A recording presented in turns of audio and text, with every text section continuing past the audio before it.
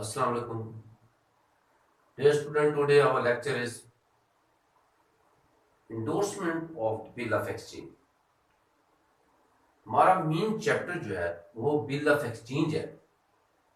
उस bill of exchange के अंदर मुख्तलिफ किस्म के टॉपिक हैं कि वो बिल ऑफ एक्सचेंज किस किस तरीके से डील होता है और कौन कौन से प्रोसेस से गुजरता है।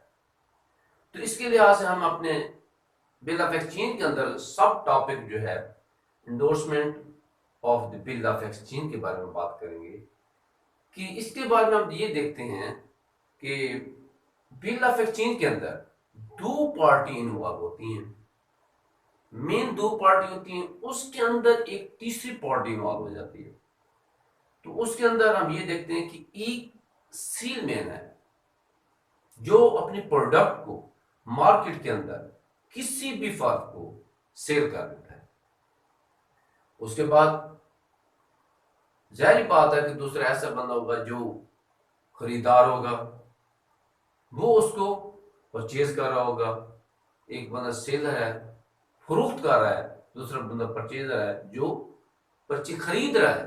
तो उसमें हम ये देखते हैं कि जब सेल करने वाला बंदा चीज फरोख्तकार को सेल कर रहा होता है, जब ड्यू डेट के अंदर पेमेंट होती है कि उसने आने वाले वक्त में उसकी पेमेंट वसूल करनी है, तो इसके लिए वो उसको एक बिल ऑफ एक्सचेंज के जरिए उससे मुआहदा करता है और उस पर वो रिटर्न सबूत होते हैं और डेट दी जाती है, और उस प्रॉपर डेट को फिर वो खरीदार जो होता है वो उसको पेमेंट करता है, उसको पेमेंट करता है, या फिर थर्ड पार्टी जिसको फरोख्तकार सेलर जो जिस शख्स के लिए ये जिस शख्स का नाम कहेगा वो फरोख्तकार जो खरीदने वाला है फिर वो उसको पेमेंट कर देगा। तो इसके अंदर हमारे पास तीन पार्टियां आ जाती हैं। एक पार्टी वो होती है जो माल सेल कर रही है, दूसरी पार्टी वो है जो माल ले रही है, तीसरी पार्टी वो आ जाती है कि जब सेलर ने किसी बंदे को रकम देनी होती है तो वो खरीदार को कहता है कि आपने ये रकम या ये बिल जो है इसकी पेमेंट आपने इस फर्द को उस डेट में करनी है।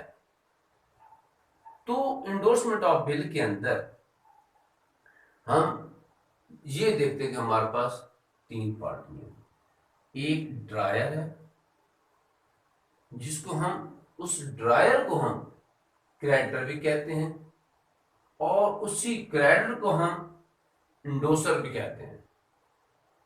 इंडोर्समेंट के अंदर इंडोसर जो होता है वो हमारे पास ड्रायर भी है, क्रेडिटर भी है और इंडोसर भी है। ये सेलमैन होता है जो प्रोडक्ट को सेल कर होता है। तो इसके अंदर हम ये देखते हैं कि जैसे ही वो अपने प्रोडक्ट को सेल करता है तो उसकी बुक के अंदर जो एंट्री पास होती है वो ये होती है कि इंडोसर पर्सनल अकाउंट डेबिट और बिल रिसीवेबल अकाउंट क्रेडिट हो जाता है। इसके बाद हमारे पास दूसरी पार्टी आ जाती है कि वो होता है जो माल फरोख्त कर जो माल ले रहा होता है, परचेजर जो होता है जो परचेज कर रहा होता है, वो हमारे पास दूसरा फर्द आ जाता है। तो वो क्या होता है, ये ड्राई होता है, डेबिटर होता है, और उसके अंदर हमारे पास ये देखते हैं कि उसके अंदर कोई एंट्री पास नहीं होती क्योंकि अभी तक वो इस ट्रांजैक्शन में मुलविस नहीं है कि वो उस वक्त इन्वॉल्व होगा जब उसकी पेमेंट की डेट आएगी। जो जिस डेट को उसने पेमेंट करनी है उस डेट को वो इन्वॉल्व होगा, उस वक्त उसकी एंट्री पास होगी। इस वक्त उसकी कोई एंट्री पास नहीं होगी। इसके पास हमारे पास दूसरी थर्ड पार्टी जो है वो पार्टी है जिसको सेलर अपने बिल के अंदर बिल की बैक साइड पे साइन करता है, दस्तखत करता है। दस्तखत करने के बाद इस थर्ड पार्टी को इंडोर्सी को वो दे देता है कि तूने इस बंदे से जिसने माल खरीदा है इस डेट को ये बिल दे के पेमेंट वसूल कर लेनी है। तो उसके अंदर जो पेमेंट अपने एंट्री पास होगी वो ये पास होगी कि बिल रिसीवेबल अकाउंट डेबिट और इंडोर्सर्स पर्सनल अकाउंट क्रेडिट हो जाएगा। इसके बाद हम ये देखते हैं कि जब ड्यूरेशन पूरी हो जाती है, जब 2 माह उनके एग्रीमेंट की पूरे हो जाते हैं, तो उसके बाद हमारे पास ये पार्टी जो होता है, इंडोर्सी जो है, वो उस शख्स के पास जाता है। किसके पास जाता है? ये ड्राई डेबिटर के पास जाता है। उसे कहता है कि ये मेरे पास बिल है, इसकी आप पेमेंट करा दें। तो जब वो पेमेंट करता है तो उसके अंदर फिर वो प्रोसेस शुरू हो जाता है कि तीनों पार्टियों के दरमियान कौन कौन सी, तीनों पार्टियों के अंदर कौन कौन सी एंट्री होगी। तो इसके लिए हम आपको बताते हैं कि पहली जो होगी, ये ड्रायर है, क्रेडिटर है, इसकी बुक में कोई एंट्री नहीं होगी कि no entry has been already, क्योंकि वो ऑलरेडी ट्रांसफर हो चुका है बिल को, इंडोसी को वो बिल ये ट्रांसफर कर चुके हैं कि तूने अब पेमेंट करनी है। वो साइन करके दे देता है, साइन करके उसे दे देता, अब तूने, उसका वास्ता इस बिल से खत्म हो जाता है। तो फिर हमारे पास इंडोसी जो होता है उसके अंदर जो है वो ये एंट्री पास होती है कि ड्रायर है, क्रेडिट, इसकी बुक में तो कोई एंट्री नहीं होगी, लेकिन ये ड्राइस डेबिटर की जो बुक में होगी एंट्री, वो होगी कि बिल पेबल अकाउंट डेबिट और कैश को क्रेडिट।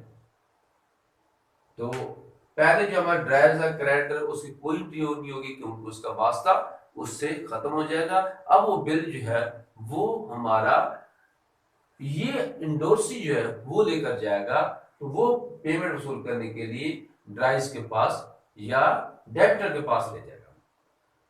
जब डेबिटर उस बिल की पेमेंट करता है तो वो क्या हो जाएगा, bill payable account debit, cash account credit, क्योंकि वो उसको कैश दे रहा है, हमारा एसेट है, एसेट में कमी होगी वो क्रेडिट हो गया, और उसकी लायबिलिटीज में जब कमी होती है तो वो डेबिट हो जाती है। तो बिल पेबल अकाउंट डेबिट हो जाएगा और कैश अकाउंट क्रेडिट हो जाएगा।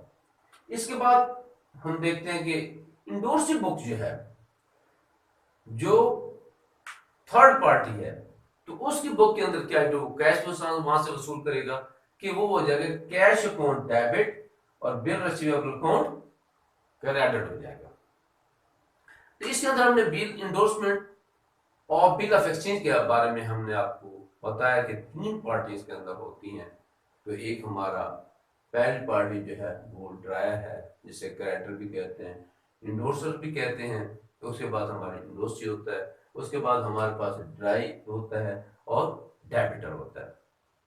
तीसरी पार्टी जो हमारे पास इंडोर्सी बुक होती है, इंडोर्सी होता है, इसके अंदर जो बुक तैयार करती है इंडोर्सी बुक तैयार की जाती है, उसके अंदर उसकी ट्रांजैक्शन की जाती है। इसके साथ साथ हम आपको एक छोटी सी मिसाल करवाते हैं इस तमाम प्रोसीजर को समझाने के लिए कि वो किस तरीके से ट्रांजैक्शन होती है। इस तरीके से हम ये छोटी सी मिसाल है हमारे पास, हम ये बताते हैं कि on January 2020 Zeeshan draws a 2-month bill of exchange, 2-month bill 40,000 of Asif. Asif accepted to the Zishan. Zishan endorsed it to his creditor Rihan on the 3 January. 3 January, on the due date, Asif met his acceptance. इसमें ये थोड़ी सी एक छोटी सी मिसाल है। इसमें ये है कि 2020 जनवरी को जिशान ने माल सेल किया। किसको सेल किया? आसिफ को सेल किया।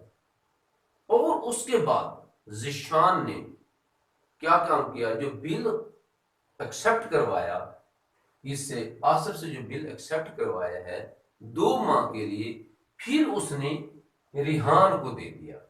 कि उसने कहा, जिशान ने कहा कि आपने 2 माह के बाद आसिफ से इस बिल की पेमेंट वसूल करनी है।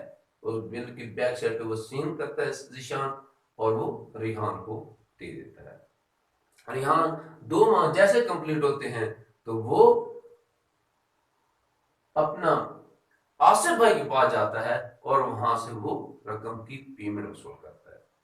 तो इसके लिहाज हम ये देखते हैं कि जब निशान आसिफ को माल सेल करेगा तो जो हमारे पे एंट्री पास होती है जनरल के अंदर, तो हमारे पास ये होती है कि बिल रिसीवेबल अकाउंट डेबिट 40,000 से, और आसिफ 40,000 से क्रेडिट हो जाएगा, क्योंकि निशान के नियम बदल आसिफ आसिफ का हम इस्तेमाल करते हैं। इस ट्रांजैक्शन में हम निशान को नहीं लिखेंगे, आसिफ को लिखेंगे, एंट्री करेंगे। उसके बाद जब 3 जनवरी को आसिफ एक्सेप्टेंस देता है बिल ऑफ एक्सचेंज की, जब एक्सेप्टेंस देता है तो वो जो एंट्री पास होती है कि वो रिहान 40,000 से डेबिट हो जाएगा और बिल रिसीवेबल अकाउंट ये 40,000 से क्रेडिट हो जाएगा।